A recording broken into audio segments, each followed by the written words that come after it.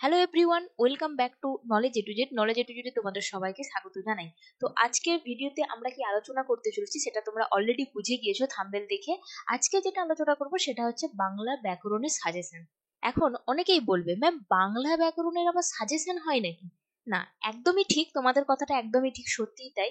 ব্যাকরণের সেভাবে কোনো সাজেশন হয় না, কিন্তু আজকের ভিডিওতে এমন কিছু প্রশ্ন আমি বলবো যেই প্রশ্নগুলো তোমাদের কিন্তু পরীক্ষায় কমন আসার সম্ভাবনা কিন্তু অনেক বেশি। কেন অনেক বেশি? কারণ এই যে প্রশ্নগুলো আজকের ক্লাসে একদম তোমাদের যে ব্যাকরণগুলো রয়েছে সেই ব্যাকরণের টপিক ধরে যে প্রশ্নগুলো আলোচনা করব সেগুলো কিন্তু টেস্ট পেপারে প্রচুর স্কুলে কিন্তু এসেছে। সমস্ত স্কুলেই কিন্তু এই প্রশ্নগুলো আমরা কিন্তু কমন দেখে এসেছি। তাই যাদের ব্যাকরণে ভয় রয়েছে, যারা ব্যাকরণে ভয় পাচ্ছ, তাদের একদমই ভয় করার কোনো প্রয়োজন নেই। তোমরা এই ভিডিওটা দেখো, এই ভিডিওতে বলা প্রশ্নগুলো বারে বারে বারে বারে প্র্যাকটিস করো। কিছু না কিছু প্রশ্ন, অনেক প্রশ্ন, কিছু না কিছু বললে ভুল হবে, অনেক প্রশ্নই কিন্তু আশা করব এখান থেকে তোমরা কিন্তু কমন পাবেই। বোঝা গেল? তো চলো শুরু করে দিচ্ছি আজকের ভিডিও। তাই ফটাফট ভিডিওটাতে একটা লাইক করে দাও, ভালো লাগলে অবশ্যই বন্ধুদের মধ্যে শেয়ার করো, কারণ তোমারও অনেক বন্ধু রয়েছে যাদের কিন্তু ব্যাকরণে অনেক ভয় রয়েছে, তাদেরও ভয় তো দূর করতে হবে, তাই তো? তাই ঝটপট শেয়ার করে দাও, ভালো লাগলে কমেন্ট করে লাইক করে দাও। তো চলো, প্রথম যেটা রয়েছে আমরা দেখব সেটা হচ্ছে কারক। আমাদের সিলেবাসে কি কি রয়েছে? চারটে জিনিস রয়েছে, একটা কারক রয়েছে, সমাস রয়েছে, বাক্য রয়েছে আর বাচ্য রয়েছে। এই চারটে টপিকের উপরই কিন্তু প্রশ্ন আজকের ক্লাসে আমি ডিসকাস করে দেব। যে প্রশ্নগুলো বারে বারে বিভিন্ন স্কুলে, কোন কোন স্কুলের মানে কোন কোন টেস্ট পেপার থেকে এসেছে, তোমাদের এবিটিএ, পর্ষদ, ডব্লিউবিটিএ, ডব্লিউবিএইচএ, এই সমস্ত টেস্ট পেপার খুললেই এই প্রশ্নগুলো কিন্তু তোমরা কমন পাবেই পাবে। তাই এটুকু ভরসা তোমরা রাখতেই পারো, এই ভিডিওতে বলা প্রশ্নগুলো যদি তোমরা খুব ভালো করে একদম প্র্যাকটিস করে নাও, বুঝে মুখস্থ করে নাও, তাহলে কিন্তু তোমাদের ব্যাকরণের অনেকটা নাম্বার কিন্তু তোমরা ক্যাপচার করে নিতে পারবে। তো চলে আসছি প্রথমে কারকে। তো দেখো, কারক থেকে কি কি প্রশ্ন আমাদেরকে প্রথম করতে হচ্ছে। প্রথম প্রশ্ন যেটা রয়েছে সেটা হচ্ছে তির্যক বিভক্তি কাকে বলে। দেখো, তির্যক বিভক্তি কাকে বলে এই প্রশ্নটা আমরা প্রচুর স্কুলে দেখতে পাবো। যেই টেস্ট পেপারই খুলি না কেন, সেই সেটের কোশ্চেন হোক, স্কুলের কোশ্চেন পেপার হোক, যাই হোক না কেন, এই প্রশ্নটা কিন্তু আমরা কমন দেখতেই পাবো। তো তির্যক বিভক্তি কাকে বলে? আমরা জানি যে বিভক্তি একাধিক কারকে ব্যবহার করা হয় সেটাকে আমরা বলি তির্যক বিভক্তি। যেমন এতে, উদাহরণ একদম আলোচনা করে দিলাম। শূন্য বিভক্তি, যে বিভক্তি চিহ্ন শব্দকে পদে পরিণত করে কিন্তু নিজে অপ্রকাশিত থাকে তাকে বলি আমরা শূন্য বিভক্তি, যেমন অ। নেক্সট রয়েছে অকারক। কাকে বলে? অকারক কয় প্রকার ও কি কি? সম্বন্ধ পদকে কেন অকারক বলা হয়? কারণ কি কারণে বলা হয়? কারণ মানে আমরা জানি কারকের কি হয়, নাম পদের সঙ্গে ক্রিয়াপদের সম্পর্ক হয়, আর অকারকের ক্ষেত্রে ঠিক এর উল্টোটা হয়। কি হয়? যখন দেখবো যে ক্রিয়াপদের সঙ্গে বাক্যে ব্যবহৃত অন্যান্য পদের কোনো সম্পর্ক থাকে না, সেটাকে আমরা বলি অকারক।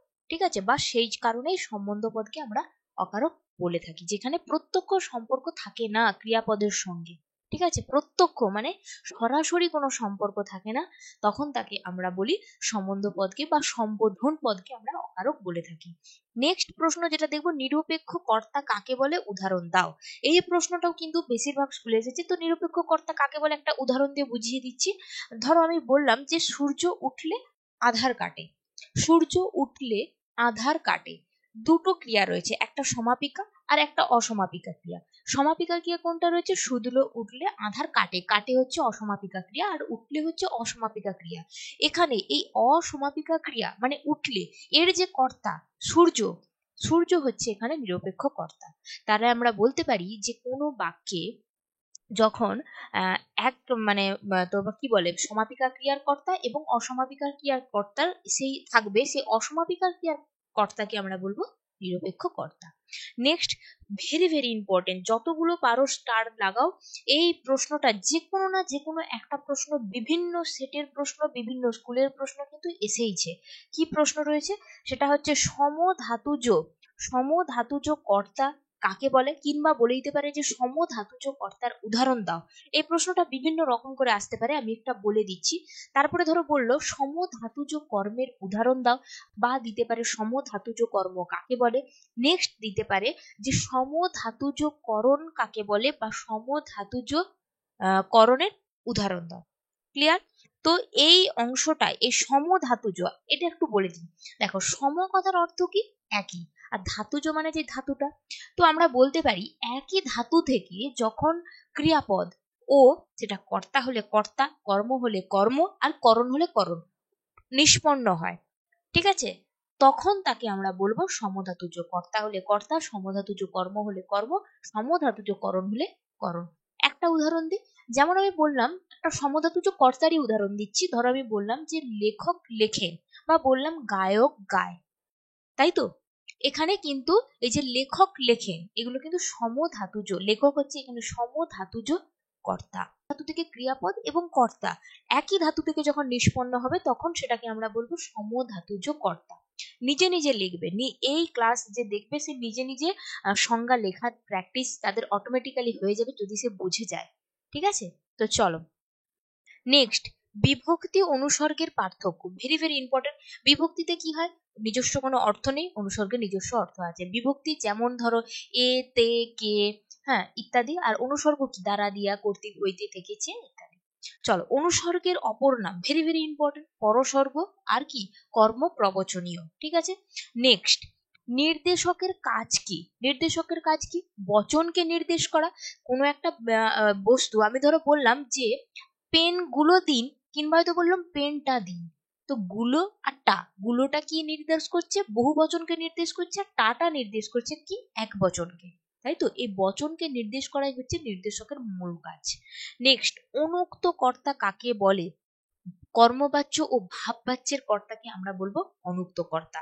নেক্সট, মা ছেলেকে চাঁদ দেখাচ্ছে, এই বাক্যে প্রযোজক কর্তা ও প্রযোজ্য কর্তা চিহ্নিত করো। এই প্রশ্নটা ঠিক যতটা ইম্পর্টেন্ট, আবার এই প্রশ্নটা একটু ঘুরিয়ে দেয় যে প্রযোজক কর্তা কাকে বলে, বা দিতে পারে যে প্রযোজ্য কর্তা কাকে বলে, ঠিক আছে? তো উদাহরণটা মনে রাখলে তোমরা নিজেরা লিখতে পারবে। তাহলে আমি একটু বলে দিই প্রযোজক কর্তা কাকে বলে। যে কর্তা নিজে কাজ না করে অন্যকে দিয়ে কাজটা করিয়ে নেয়, সেটাকে আমরা বলবো প্রযোজক কর্তা। যেমন দেখো, এখানে ক্রিয়াপদ কি? দেখাচ্ছেন। কে দেখাচ্ছেন? মা দেখাচ্ছেন। মা কাকে দেখাচ্ছেন? ছেলেকে দেখাচ্ছেন, তাই তো? তো মা কাজটা করছে না, ছেলেকে দিয়ে কাজটা করিয়ে নিচ্ছেন, তাই তো? তাহলে মা হচ্ছে এখানে প্রযোজক কর্তা, বোঝা গেল? নেক্সট যেটা রয়েছে প্রযোজ্য, যে অন্যের প্রেরণায় কাজ করে তাকেই আমরা বলবো প্রযোজ্য কর্তা। যেমন ধরো এখানে রয়েছে ছেলেকে, তো ছেলে কাজ করছে মায়ের প্রেরণায়, তো এখানে প্রযোজ্য কর্তা হচ্ছে ছেলে। আমি হয়তো বললাম যে মাস্টার মশাই ছাত্রছাত্রীদের গান শেখাচ্ছে। মাস্টার মশাই ছাত্রছাত্রীদের গান শেখাচ্ছে, তো মাস্টার মশাইয়ের গান শিখছেন না, তিনি কি করছেন? তিনি ছাত্রছাত্রীদেরকে দিয়ে গান শিখিয়ে নিচ্ছেন। তো ছাত্রছাত্রী তো স্বাভাবিকভাবেই এখানে কি হয়ে যাচ্ছে? অন্যের প্রেরণায়, মানে মাস্টার মশাইয়ের প্রেরণায় ছাত্রছাত্রী গান শিখছে। তাহলে ছাত্রছাত্রী হবে প্রযোজ্য কর্তা, আর মাস্টার মশাই হবে এখানে প্রযোজক কর্তা। আশা করি বুঝতে পেরেছি। তারপরে রয়েছে মুখ্য কর্ম ও গৌণ কর্ম কাকে বলে, কিংবা দিতে পারে একটা উদাহরণ দাও মুখ্য কর্ম গৌণ কর্মের, অথবা দিতে পারে দ্বিকর্ম ক্রিয়ার একটা উদাহরণ দাও, অথবা দিতে পারে দ্বিকর্ম ক্রিয়া কাকে বলে। এই একটা উদাহরণ বা একটা প্রশ্ন তুমি যদি ভালো করে পড়ে নাও, তাহলে কিন্তু তোমার সমস্ত ডাউট কিন্তু ক্লিয়ার হয়ে যাবে। দ্বিকর্ম, দ্বি কথার অর্থ হচ্ছে দুই, আর কর্ম কথার অর্থ হচ্ছে কর্ম আছে যা, ঠিক আছে? তো আমি কি বলতে পারি যে বাবা আমাকে কলম কিনে দিয়েছেন, বাবা আমাকে কলম কিনে দিয়েছেন। তাহলে কি কিনে? যা দুটো কর্ম, আমাকে আর কলম। যেখানে যেটা মানে তোমার হচ্ছে জড় বস্তু, মানে যেটা অপ্রাণীবাচক, সেটা সব সময় হয় মুখ্য কর্ম। আর যেটা প্রাণীবাচক, মানে আমি, আমাকে কিনে দিয়েছেন, কাকে কিনে দিয়েছেন? আমাকে কিনে দিয়েছেন, তো এটা হচ্ছে গৌণ কর্ম। যেটা প্রাণীবাচক সেটা গৌণ, আর যেটা অপ্রাণীবাচক যেটা জড় বস্তু সেটা হবে মুখ্য। তো চলো নেক্সট, সম্বন্ধ পদ আর সম্বোধন পদ এর পার্থক্য কি? নেক্সট রয়েছে নির্দেশক ও অনুসর্গের পার্থক্য কি। তাহলে কারক থেকে কিছু পড়ো আর নাই পড়ো, এই কটা প্রশ্ন ভালো করে খাতায় লিখে রেডি করে নাও। পরীক্ষার আগে ভালো করে খাতায় লিখে রেডি করে নাও, ঠিক আছে? নেক্সট যাব আমরা পরবর্তী যে চ্যাপ্টার মানে টপিক রয়েছে সমাস। সমাস থেকে কি প্রশ্ন আমাদেরকে করতে হচ্ছে। প্রথম যেটা তোমরা রেডি করবে, সন্ধি আর সমাসের পার্থক্য, ভেরি ভেরি ইম্পর্টেন্ট। অনেক স্কুলের প্রশ্ন এসেছে, অনেক টেস্টে আমি যে প্রশ্নগুলো পেয়েছি তাতেও আমি এই প্রশ্ন অনেকবার দেখেছি। নেক্সট রয়েছে তোমার যে সেটের যে প্রশ্ন, যেমন এবিটিএতে তো সেটের প্রশ্ন দেওয়া রয়েছে, এখানেও কিন্তু এই প্রশ্নটা অনেকবার রয়েছে। নেক্সট দেখো, বহুব্রীহি শব্দের অর্থ কি? তৃতীয় পদের অর্থ প্রধান হয় কোন সমাসে? তৃতীয় পদের অর্থ প্রধান হয় কোন সমাসে? যারা জানো না সেই ট্রিক, আমি তাদেরকে বলবো, সমাসের যে ভিডিওটা রয়েছে, সমাসের একটা ভিডিও, ফার্স্ট ভিডিও যেটা রয়েছে সেই ভিডিওটা একবার দেখে নাও। তো আমি গ্যারান্টি দিয়ে বলছি তোমার মুখস্থ হবেই হবে। তুমি দেখো ভিডিও, একদম 100% শিওর তুমি আর একটি নাম্বারও এই পূর্বপদ পরপদ, হ্যাঁ পরপদ প্রধান হয় কোন সমাসে, তৃতীয় পদের অর্থ প্রধান হয় কোন সমাসে, পূর্বপদের অর্থ প্রধান হয় কোন সমাসে, একটা প্রশ্ন এখান থেকে প্রশ্ন সাধারণত আসেই। তো এখান থেকে আসা প্রশ্ন তুমি কিন্তু একটাও হাতছাড়া করবে না। আমি জানি অনেকেই রয়েছে যাদের এই জায়গাটা গুলিয়ে যায়, হুট করে যদি বললো যে পরপদ অর্থ প্রাধান্য পায় কোন সমাসে, অনেকেই হয়তো লিখতে পারবে না। কিন্তু তোমরা যদি এই ছড়াটা, এটা খুব প্রচলিত ছড়া, এই ছড়াটা যদি তুমি একবার শিখে যাও, তাহলে কিন্তু তোমার আর এই প্রশ্ন আটকাবে না। ঠিক আছে, লাইভ সেকশনে যাও এবং ছড়াটা একবার দেখে নাও। ঠিক আছে, চলো নেক্সট। এই যেমন ধরো উভয় পদ, একটু আগেই বললাম যে এই প্রশ্ন কিন্তু থাকবেই। এই উভয় পদের অর্থ তৃতীয় পদের অর্থ এই প্রাধান্য পায় কোন সমাসে, এই প্রশ্ন কিন্তু প্রচুর স্কুলে এসেছে। তাই এই জায়গা থেকে প্রশ্ন একটি নাম্বারও হাতছাড়া করলে চলবে না। সবার আগে ওই পোর্শনটা ভালো করে শিখে নাও, ওখান থেকে তুমি কিন্তু ভালো মতো বুঝতেও পারবে এবং তোমার কাছে অনেক সহজও হবে, তুমি চট করে করে নিতেও পারবে। চলো নেক্সট। নেক্সট যাচ্ছি, ব্যাস বাক্য কাকে বলে, ব্যাস বাক্যের অপর নাম কি? এখানে দুটো প্রশ্ন একসাথে দেওয়া রয়েছে, কিন্তু দুটো প্রশ্ন একসাথে আসবে না। আসলে হয় আসবে ব্যাস বাক্য কাকে বলে, না হয়ে আসবে ব্যাস বাক্যের অপর নাম কি। বোঝা গেল? তো চলো নেক্সট। উপমান কর্মধারয় সমাস, উপমিত কর্মধারয় সমাস, আর উপমান আর উপমিত কর্মধারয় সমাসের পার্থক্য, এই জায়গা থেকেও কিন্তু প্রশ্ন আসছে। একদম অনেক প্রশ্ন, উপমান সমাস কর্মধারয় সমাস কাকে বলে, এই প্রশ্নটা অনেক স্কুলে কিন্তু দেখা গিয়েছে। নেক্সট, নিত্য সমাস কাকে বলে, উদাহরণ দাও। Very very important. যে সমাস তোমার প্রথাগত নিয়ম মেনে হয় না, ব্যাস বাক্য করতে গেলে অন্য পদের প্রয়োজন হয়, তখন তাকে আমরা বলি নিত্য সমাস। যেমন কি যুগান্তর, মন্বন্তর, গ্রামান্তর ইত্যাদি। নেক্সট রয়েছে উপপদ তৎপুরুষ সমাস কাকে বলে। উপপদ তৎপুরুষ সমাস কাকে বলে, এটাও কিন্তু ইম্পর্টেন্ট। বাক্যাশ্রয় সমাস, অলোপ সমাস কাকে বলে, এটাও কিন্তু তোমার ইম্পর্টেন্ট প্রশ্ন। চলো, অ্যাক্সেস দ্বন্দ্ব ভালো করে মুখস্থ করে নেবে। জয়ধ্বনি, এটাও কিন্তু ইম্পর্টেন্ট। জয়ধ্বনি, ঠিক আছে, জয় সূচক ধ্বনি, ব্যাস বাক্য সহ সমাসের নাম। অব্যয়ভাব সমাসের একটা উদাহরণ দিতে হবে, তুমি লিখতে পারো দুর্ভিক্ষ, ভিক্ষার অভাব, অনেক উদাহরণ রয়েছে। উপকূল, ক্ষুদ্র গ্রহ, উপগ্রহ, তোমরা এগুলো লিখতে পারো। মেঘে ঢাকা শব্দটির ব্যাস বাক্য সহ সমাসের নাম লিখতে হবে। নেক্সট রয়েছে কোন সমাসে দুটি বিজাতীয় সমসমান পদের মধ্যে অভেদ কল্পনা। এই যে অভেদ কল্পনা হয় কোন সমাসের ক্ষেত্রে, রূপক কর্মধারয় সমাসে। ঠিক আছে, এখানে একটা দৃশ্যমান বস্তু থাকবে, একটা অদৃশ্যমান বস্তু থাকবে, এই দুটোর মাঝখানে যে অভেদ কল্পনা করা হয় সেটাকে আমরা বলি রূপক কর্মধারয় সমাস। তো এটা কোন সমাসে হয়, দুটি বিজাতীয় সমসমান পদের মধ্যে যদি জানতে চাই, তো এটা হবে তোমার রূপক কর্মধারয় সমাস।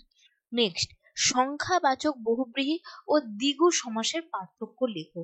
সংখ্যাবাচক বহুব্রীহি সমাস এবং দ্বিগু সমাসের পার্থক্য, এটাও কিন্তু ইম্পর্টেন্ট প্রশ্ন। নেক্সট যাব, পরবর্তী টপিক রয়েছে বাক্য। এটা ভেরি ভেরি ইম্পর্টেন্ট। বাক্য নির্মাণের শর্ত কয়টি ও কি কি।